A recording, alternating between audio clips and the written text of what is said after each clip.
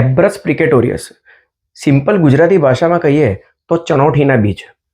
જ્યારે અમે મેડિકલમાં અભ્યાસ કરતા હતા તે દરમિયાન એક ફોરેન્સિક મેડિસિનના સાહેબે અમને આના પોઈઝનિંગ વિશે જાણકારી આપી હતી. હાય, મારું નામ છે ડૉક્ટર કૈવન શાહ અને હું છું પેટ, આંતરડા અને લીવરનો સ્પેશિયાલિસ્ટ.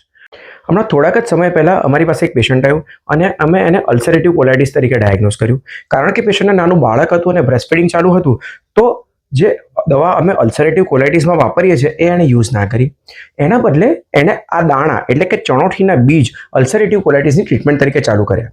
2 દાણા લેતાની સાથે જ પેશન્ટને પેટમાં સિવિયર દુખાવો થયો, ઉલટીઓ ચાલુ થઈ ગઈ અને સિવિયર ડાયરિયા સાથે અમારા ક્લિનિક પર આવ્યું.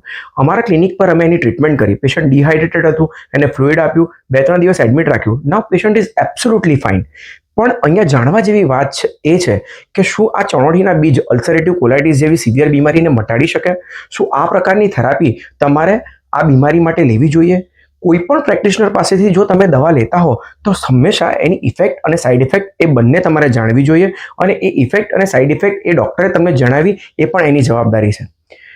તો મારો તમને બધાને એક અનુરોધ છે, જ્યારે પણ તમે કોઈ પણ ઓલ્ટરનેટ ફોર્મ ઓફ મેડિસિન કે even allopathic form of medicine લેતા હો તો એની ઇફેક્ટ અને સાઇડ ઇફેક્ટ એ બધાની પૂરેપૂરી જાણકારી લો અને પછી જ એ દવાનું કન્ઝપ્શન કરો. Thank you.